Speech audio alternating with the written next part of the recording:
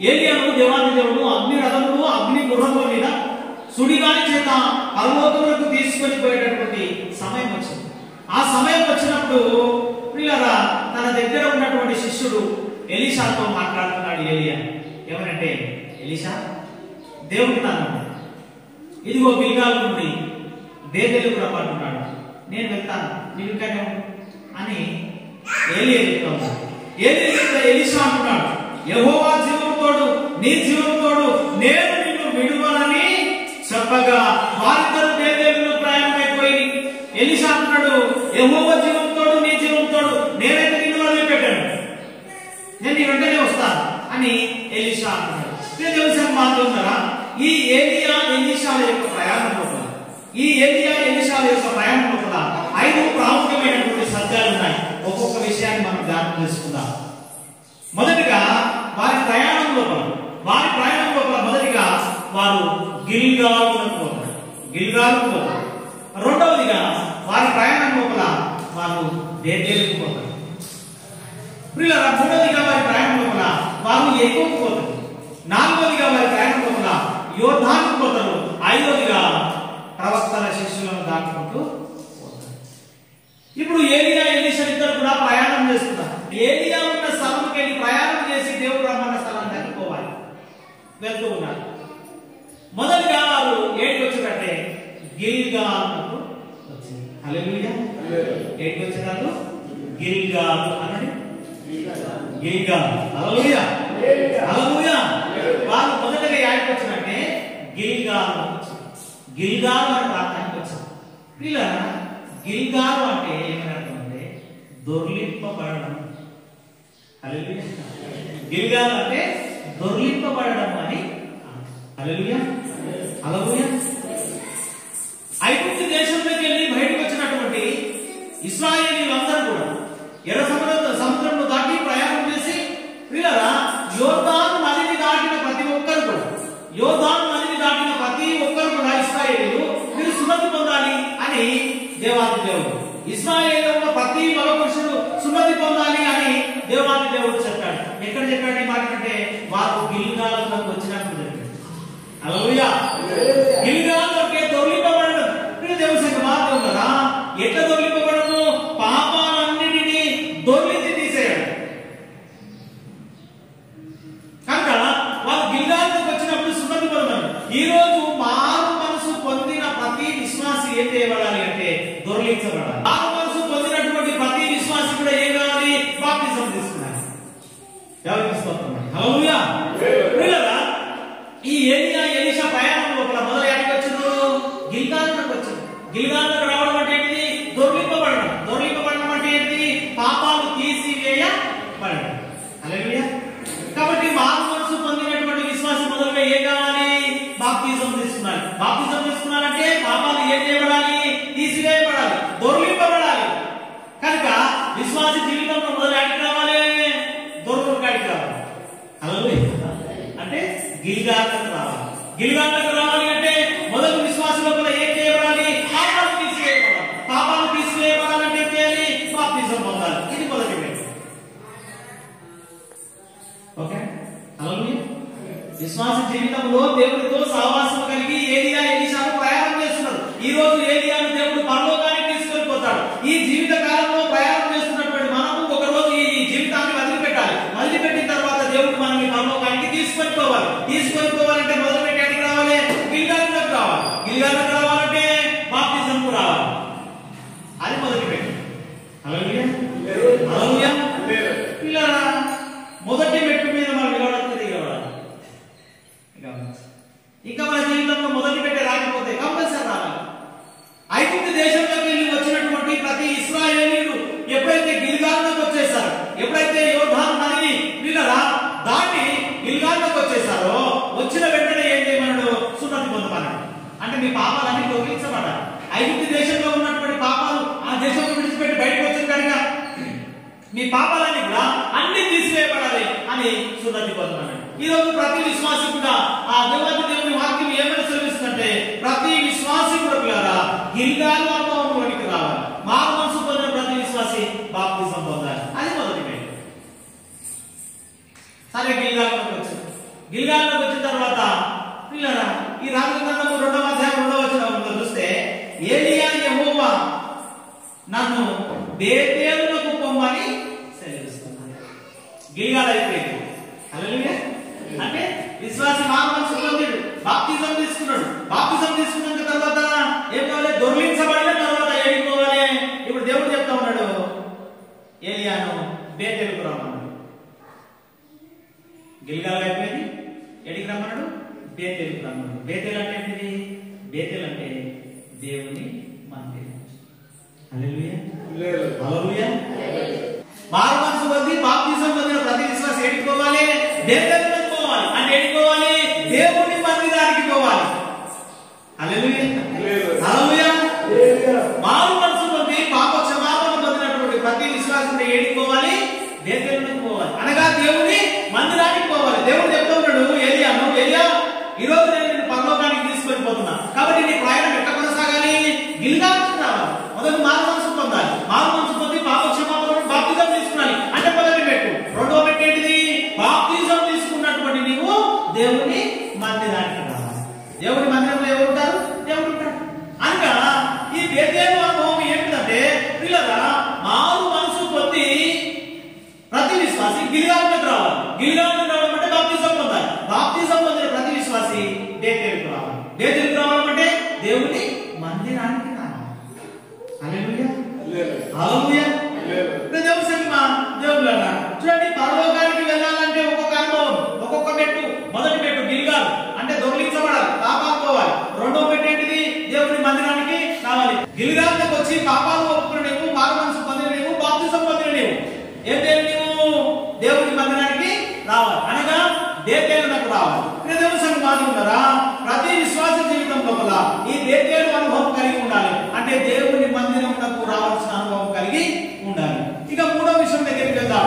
2వ రాజుల గ్రంథము 2వ అధ్యాయము 2వ వచనం నుంచి ఏలియా యెహోవా నన్ను బేతేలునకు పొమ్మని సెలవిచ్చి ఉన్నాడు గనుక నీవు దయచేసి ఇక్కడ నుండుమని ఎలీషాతో అన్నాడు.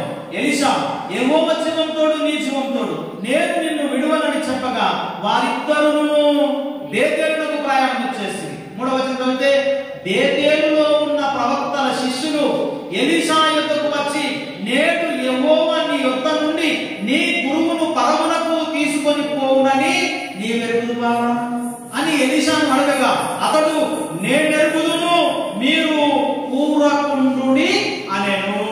హల్లెలూయా. పిల్లరా ఇప్పుడు ఈ ఏలియా ఎలీషా ఇద్దరు ప్రయాణం చేస్తున్నారు. వారు ప్రయాణంలో క్రమంలో మొదట గిల్గాల్కి వచ్చేసారు. గిల్గాల్ని దాటారు. ఇప్పుడు బేతేలుకు వచ్చేసారు. బేతేలును కూడా దాటడానికి సిద్ధంగా ఉన్నారు. ఎప్పుడు బేతేలుకు వచ్చిందో బేతేలులో ఎవరు ఉన్నారట? ప్రవక్తల శిష్యులు ఉన్నారట. ప్రవక్తల శిష్యులు అంటున్నారట ఈ ఎలీషా అంటున్నారట, ఎలీషా ఈరోజు ఏలియా మీ గురువును పరలోకంలో దేవుడు తీసుకుంటున్నాట, నీకు ఎదుగున్నదా ఈ సంగతి? నీకు తెలుసా తెలియదు అని అంటున్నాడు. అంటే ఎలీషా అంటున్నాడు నాకు అంత ఎదుగున్నది, నోరు వస్తుంది. హల్లెలూయా. నాకు అంత ఎదుగున్నది, నాకు అంత తెలుసు, మీరు నోరు మూసుకొని ఉండండి. ప్రియులారా ఈ ప్రవక్తల శిష్యులు ఎవరు? గిల్గాల్ అంటే దొరికిపోతాడు, బేతేలు అంటే దేవుని మందిరం. ప్రవక్తల శిష్యులు అంటే ఎవరంటే సాతాను ఏజెంట్. దేవునికి స్తోత్రం. హల్లెలూయా. సాతాను ఏజెంట్. దేవుని సంగమా ఉన్నారా? పరలోకానికి నువ్వు వెళ్ళే క్రమం లోపల నడవడంలో ఎవరు వస్తారంటే సాతాను ఏజెంట్ వస్తారు. ఎలీషా శిష్యులు ప్రవక్తల శిష్యులు ఎవరంటే సాతాను ఏజెంట్. సాతాను ఏజెంట్ ఏం చేస్తున్నారంటే ఎలీయాను విడవకుండా ప్రయాణం చేస్తున్నటువంటి ఎలీషా లోపల నిరాశ కలిగజేస్తుంది.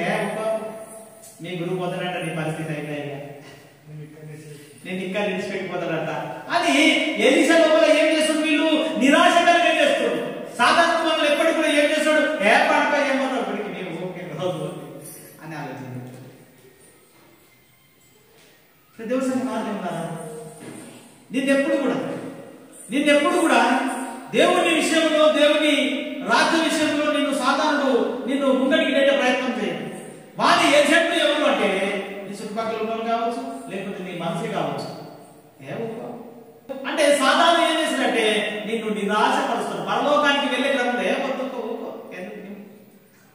అని మధ్యలో ఏం చేశాడంట? నిరాశపరుస్తాడంట. నిరాశపరిచినప్పుడు ఎలీషా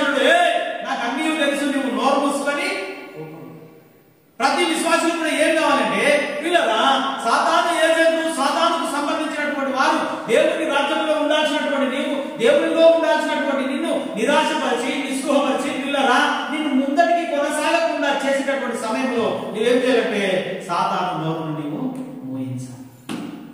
దేవునికి స్తోత్రం. హల్లెలూయా హల్లెలూయా హల్లెలూయా. అంటే మూడవ మెట్టు కూడా దాటాలి. ఓకేనా?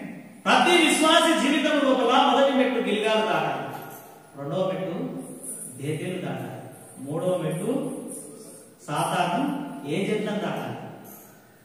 దేవునికి స్తోత్రం. హల్లెలూయా. సాతాను ఏజెంట్లను దాటాలి. సరే మంచిదండి, దాటుతూ ఉన్నారు, వారి ప్రయాణం కొనసాగుతుంది. నాలుగవ మెట్టు ఏమిటి అంటే, నాలుగవ మెట్టు ఏంటంటే చూద్దాం. నాలుగవ మెట్టు రెండవ రాజుల గ్రంథము 2వ అధ్యాయం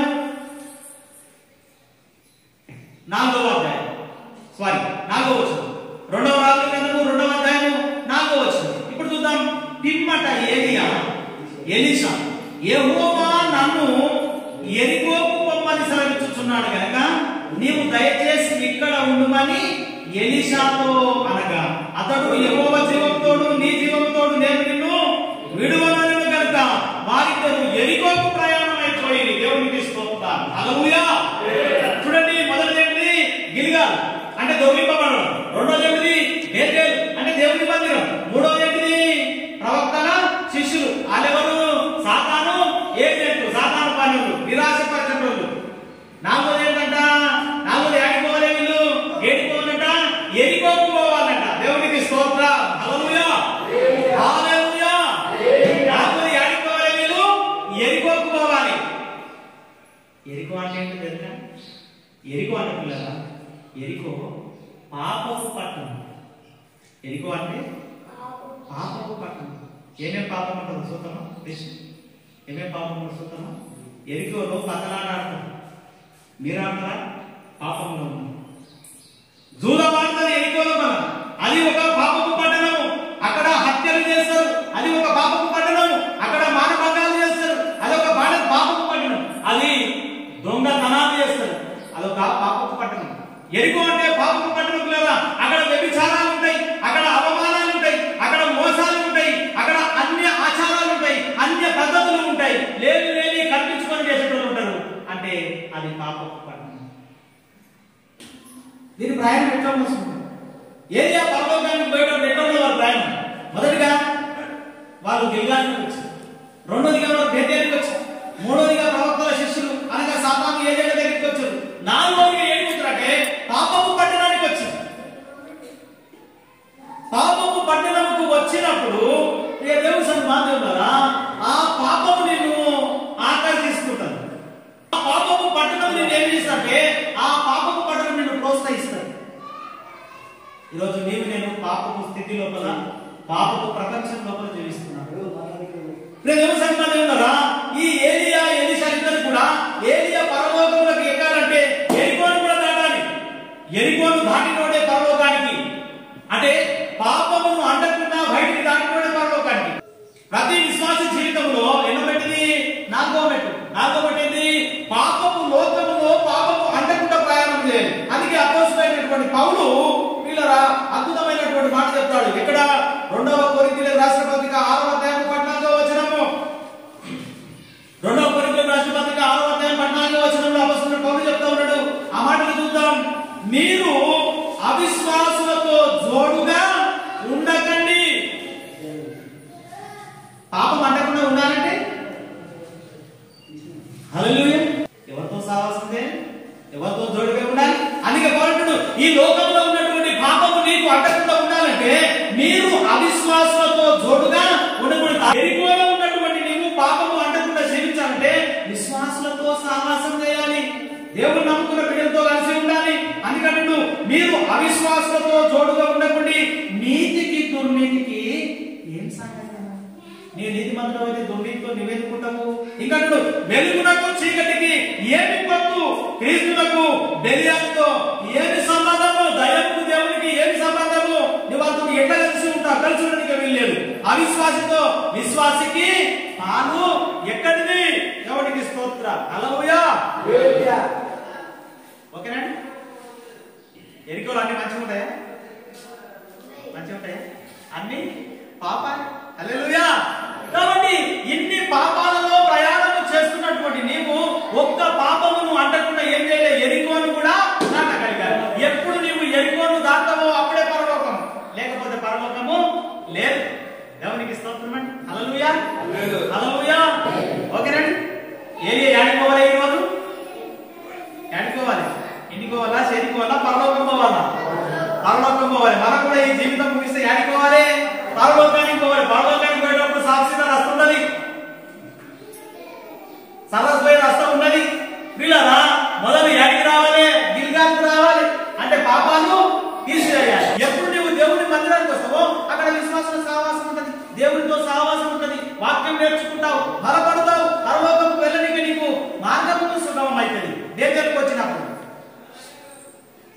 నీకు బేతేలు అనుభవం లేకపోతే, అంటే దేవుని మందిరంలో ఉన్న అనుభవం లేకపోతే, ముంగట్టున్నది మూడవ పెట్టు సాతాను ఏజెంట్, ప్రవక్తల శిష్యులు, వాటిని బలహీనపరుస్తాడు. పిల్లల మరి విశ్వాస జీవితంలో గిల్గాలు దాటాలి, బేతేలుకు రావాలి, దేవుని మందిరానికి రావాలి, సాతాను ఏజెంట్లు దాటాలి. సాతాను ఏజెంట్లు దాటాక ఎరికోను కూడా దాటాలి. ఎరికోను దాటడం అంటే చిన్న ముచ్చట కాదు, చిన్న సమస్య కాదు, నీ విడిచిపెట్టే అన్ని అడుగుతాయి. ఎరికో అంటే పాపపు పట్టణం. పిల్లరా పాపపు ప్రపంచంలో ఉన్నటువంటి నీవు నేను మనము గిల్గాల్కి వచ్చినావు సంతోషం, బేతేలుకు వచ్చినావు సంతోషం, ఏ సాతాను ఏజెంట్లను దాటినా, ప్రవక్తల శిష్యులను దాటినావు సంతోషం. ఇప్పుడు నాలుగో పెట్టుకున్నది ప్రమాదకరమైనది, అది ఎరికో పట్టణము, అది పాపపు ప్రపంచము, పాపపు లోకము నీ చుట్టుపక్కల ఉన్నది.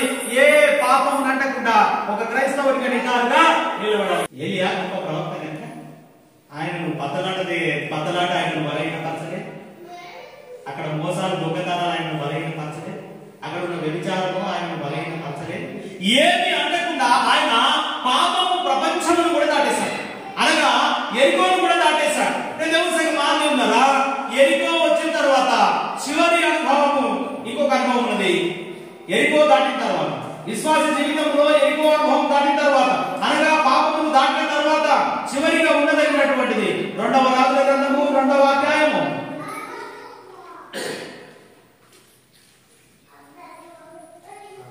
6వ వచనం. అంతటా ఏలియా యెహోవా నన్ను యోర్దానుకు పొమ్మని సెలవిచ్చుచున్నాడు గనుక నీవు దయచేసి ఇక్కడ ఉండుమని ఎలీషాతో అనగా, అతడు యెహోవా జీవముతోడు నీ జీవముతోడు నేను నిన్ను విడువనని చెప్పాను గనుక వారితో ప్రయాణమై సాగి వెళ్ళి. హల్లెలూయా. యాడికి పోవాలి? ఇద్దరు కలిసి యోర్దానుకు పోవాలి. ఎడికి? యోర్దానుకు పోవాలి. గుర్తుపెట్టుకోండి, మొత్తం 5 ఉన్నాయి. ఒకటి గిల్గాల్. గిల్గాల్ అంటే దొర్లించబడాలి, పాపాలు తీసేయాలి. రెండవది బేతేలు, దేవుని మందిరం. మూడవది ప్రవక్తల శిష్యులు, అంటే సాతాను ఏజెంట్, నేను ఇట్లొద్దు అట్లొద్దు, ఇది చేయదు అది చేయదని నేను బలహీనపరుస్తాను, ఇది చేయాలి అది చేయాలని నేను బలహీనపరుస్తాను, సాతాను ఏజెంట్. నాలుగవది ఎరికో పట్టణం, పాపపు పట్టణం, పాపమును దాటాలి. దాటిన తర్వాత ఇప్పుడు యోర్దానుకు పోవాలి. యోర్దాను పోతా ముఖ్య నడుచుకోవడానికి ఎదురాలి, నడుమ యోర్దాను నది ఉన్నది. హల్లెలూయా. యోర్దాను అంటే ఏంటంటే అడ్డం. పోతే పోతే నడుమ ఏమన్నా వచ్చిందంట, నరకం. సాతాను నిన్ను సాగని. యోర్దాను అంటే ఏంటంటే అడ్డము, మరణము అని అర్థం. మరి అడ్డం వచ్చింది, యోర్దాను చిన్న వాగా దాటుకుంటూ మునిగి దాని చిన్న దూరం ఉన్నది, మరి ఎట్లా పడిపోయినా. ఒకవేళ ఈ ఏలియా ఎలీషాలు కనుక యోర్దాను నడుమ నది అడ్డం వచ్చిందని ఎడకు మారిపోతే ఆ రోజు ఏలియా ఎక్కడ పోడు? పరలోకానికి పోడు. ఈ రోజు నిన్ను పరలోకానికి వెళ్ళకుండా ఎన్నో అడ్డంకులు నీకు, వాడు ఎన్నో అడ్డంకులు సృష్టిస్తున్నాడు సాధారణుడు. నీవు దాటగలవా? ఏలియా వెంటనే ఒక ఉపాయం పెట్టింది. ఆ ఉపాయం ఏంటంటే ఆయన దగ్గర ఒక దుప్పటి ఉన్నది. అందులో మన దగ్గర ఆయన దగ్గర ఒక దుప్పటి ఉన్నది. ఆ దుప్పటి ఏంటంటే విశ్వాసం అనే దుప్పటి. ఆ దుప్పటికి పేరు విశ్వాసం. విశ్వాసం అనే దుప్పటికి ఏమని అర్థము? విశ్వాసము. అది నది ఉన్నది, సముద్రం ఉన్నది, నేను దాటిపోతాననే విశ్వాసం. హల్లెలూయా. కనుక విశ్వాసం అనే దుప్పటి ఏ దగ్గర ఉన్నది కనుక అడ్డం ఉన్నటువంటి దానిని ఛేదించేటటువంటి దమ్ముల దగ్గర. సాధారణ ఏం చేసాడు? పరలోకం పోకుండా ఏలియాకు నదిని అడ్డం వేసాడు. నదిని అడ్డం వేస్తే విశ్వాసం పడినటువంటి దుప్పటి ఆయన దగ్గర పోయి కనుక ఎన్ని అడ్డంకులు వచ్చినా నేను పరలోకానికి పోతా, ఎన్ని అడ్డంకులు వచ్చినా నేను దేవుని సన్నిధిలో నిలబడతా అనేటటువంటి విశ్వాసం నీలో ఉంది కదా. అలాంటిది ఏదైనా నీ దగ్గర పెట్టుకున్నావా? వీళ్ళరా ఏలి దగ్గర దుప్పటి మరి ఆ దుప్పటి వేసాడు, విశ్వాసంతో నీళ్ళ మీద కొట్టాడు. విశ్వాసంతో నీళ్ళ మీద కొట్టినప్పుడు యోర్దాను నది అయినంత 2 పాయలుగా మారిపోయినంత అవక్తల శిష్యులతో 7 మంది దూరంగా నిలిచి చూచుచుండగా వారిద్దరు యోర్దాను దగ్గర నిలిచి అంతటా ఏలియా తన దుప్పటి తీసుకొని మడత పెట్టి నీటి మీద కొట్టగా అది యువతలకును అవతలకును విడిపోయేది కనుక వారిద్దరు పొడి నేల మీద దాటి పోయిరి. హల్లెలూయా. ఓకేనండి. విశ్వాసం అనే దుప్పటి అంటే ఈ నదిని దాటగలిగినటువంటి విశ్వాసం ఏరియాలో ఉంది కనుక దుప్పటి తీసుకుంటూ మడత పెట్టిన నీళ్ళలో కొట్టగానే నీళ్లు 2 పాయలైపోయినాయి. మధ్యకి వెళ్ళి పొడి నేల మీద నడిచి ఆయన మాత్రం యోర్దాను నదిని దాటి యోర్దానుకి పోయి వారు ఇంకా వెలుచు మాట్లాడుతుండగా ఇదిగో అగ్ని రథములు అగ్ని గుర్రములు కనబడి వారిద్దరిని వేరు చేసెను. అప్పుడు ఏలియా సుడిగాలి చేత ఆకాశమునకు ఆరోహణమై వెళ్ళిపోయాడు. హల్లెలూయా.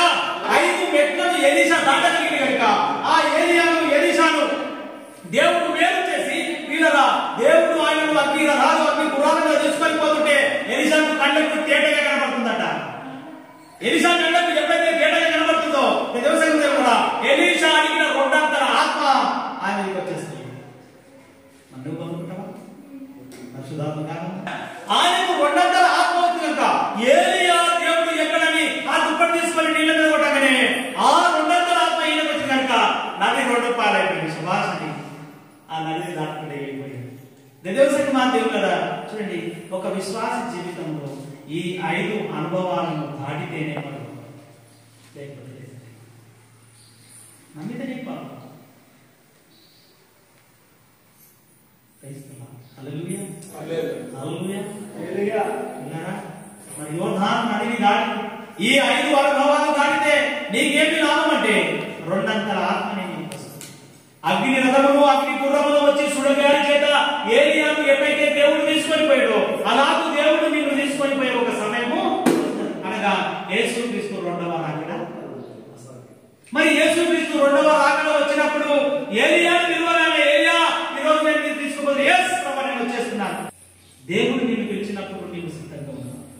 ఈ రాత్రి దేవుడు పిలిస్తే ఈ రోజు నీకు తెలుసు ప్రభా నీలో 5 మెట్లను దాటిస్తున్నాను. నాకు గిరిగాల అనుభవం ఉన్నది నాయన, నాకు బేతేల అనుభవం ఉన్నది ప్రభా. ఇదిగో సామాన్య ఏ జన్మను దాటగలనైనా ఎరికో పట్టణం కూడా దాటుతున్నాను, ఇదిగో యోర్దాను అడ్డం కూడా దాటుతున్నాను. నేను రెడీ తీసుకో ప్రభా అని దమ్మున. హల్లెలూయా హల్లెలూయా. మొదటి దశలోని రాసిన పత్రిక 4వ అధ్యాయము 16వ వచనం ఆర్భాటంతోను ప్రధాన శబ్దంతోని దేవుని బూరతోను పరలోకం నుండి ప్రభువు దిగివచ్చును. క్రీస్తు నందుని మృతులైన వారు మొదట లేతురు. ఆ మీదట సజీవులమై నిలిచి ఉండు మనము వారితో కూడా ఏకముగా ప్రభువును ఎదుర్కొనుటకు ఆకాశ మండలములకు మేఘముల మీద కొనిపోబడును. దేవునికి స్తోత్రం. హల్లెలూయా. కనుక దేవుని 2వ రాకడలోపల ఆయన ఆర్భాటంతోను ప్రధాన శబ్దంతోను ఆయన రాబోతున్నాడు. వచ్చే సమయానికి నీవు సిద్ధంగా ఉన్నావా వెళ్ళడానికి? దొంగ నీకు చెప్పి దొంగతనము చేయ. ఏ సమయము ఏ గడియను ఏ రాత్రో ఏ పగలు తెలియదు. నీకు తెలియని సమయాన్ని ఆయన రాబోతున్నాడు కనుక ఆయన వచ్చే సమయానికల్లా నీవు నేను మనమందరం కూడా ఎక్కడ ఉన్నాడట సిద్ధపడి ఉండాలి. దేవునికి స్తోత్రం. హల్లెలూయా హల్లెలూయా. చూడండి, విశ్వాస జీవితంలో ఎన్ని మెట్లు దాటాలి? 5 దాటాలి. మొదటి పెట్టి ఏంటిది? ఈ జబ్బు చేసుకొని పోవాలి. మొదటి పెట్టి ఏంటిది? గిల్గాల్ అంటే ఏంటిది? బైబిల్ నేర్చుకున్నాడు. గిల్గాల్ అంటే దొర్లింపబడడం అంటే బాప్తిసము తీసుకోవడం, పాపాలను ఈడ్చిపెట్టడం. బాప్తిసం తీసుకున్నాం, 1వ మెట్టు అయిపోయింది. బాప్తిసం తీసుకున్న తర్వాత ఆడిపోవాలి, బేతేలుకు పోవాలి. అంటే ఆడిపోవాలి దేవుని మందిరం పోవాలి. ఎందుకు? అక్కడ విశ్వాసంతోని దేవుడితోని సహవాసం ఉండి దినదినం వాక్యంలో ఎదుగుతావు. ఒకటి అయితే రెండో మెట్టు అయిపోయింది, అది కూడా దాటుకోవాలి. మూడో మెట్టు పోవాలి, ఎక్కడికి పోవాలి? సాతాను ఏజెంట్ల దగ్గరికి పోవాలి. సాతాను ఏజెంట్లను దాటాలి. సాతాను ఏజెంట్లను దాటిన తర్వాత నాలుగోది ఎక్కడికి రావాలి? ఎరుకోకు రావాలి. ఇంకా నిజాలు బయటకు వస్తాం, అంశాలకు వస్తాం, లోకంలోకి వస్తాం. లోకంలో అంతే ఉంటుంది. లోకంలో ఉన్నదంతా శరీరాశ, నేత్రాశ, జీవకు పాపం ఉంటుంది. పాపంలోకి రాలేకైతుంది, అడిగలేం, ఒంటరిగా లేం, పాపంలో తిరగాల్సి వస్తుంది. అడిగిన నీళ్ళలో పాపంలో తిరగాల్సి వస్తుంది. కానీ విశ్వాసం ఉన్నటువంటి గమ్మత్ ఏంటంటే ఏలియా ఎలిషాలు ఎరికోకు వచ్చారు, పాపము పట్టణంకి వచ్చారు, కానీ పాపము అంటకుండా పెట్టారు. ఇదే గమ్మత్. లోకంలోకి వస్తాము, పాపంలో తిరగాల్సిన అందరూ ఉంటాం, కానీ ఎక్కడి పాపం అంటకుండా అనాథ బయటికి కనుక ఎరికో అనుభవంలోనికి రావాలి. చివరి ఏంటంటే నీవు 4 మెట్లు దాటి వచ్చిన పేదవాడు దాటుకోవడం. ఆ పెద్ద వాటిని నీవు దాటాలి. ఇప్పుడు అంత పెద్ద దూరం ఏమైనా మనకు నిరాశ అవుతుంది, నిస్పృహ వచ్చేస్తా. దేవుడితో కూడా ఈ ప్రయాణం చేస్తే ఇంత దూరం వచ్చిన 4 మెట్లు దాటిన 5వ మెట్లు నేను యాడికి దాటు, ఇంత పెద్ద ఎత్తాడంటే నీ దగ్గర విశ్వాసం అనబడినటువంటిది దుప్పటి ఎంత దండగానే అని నమ్మకం ఉండాలి. ఆ విశ్వాసం లేకుంటే అది ఆ యోర్దాను నదిని కూడా, యోర్దాను అంటే అడ్డము, మరణము, దార్థం అంటే అడ్డము, సాహసం చేయడం అంటే మరణం. దాంట్లో చచ్చిపోతలేదు మనం. అయినా కూడా సాహసం చేసి విశ్వాసంతో దాటగలిగితే అగ్ని రథాలు వచ్చాయి, అగ్ని గుడాలు వచ్చాయి.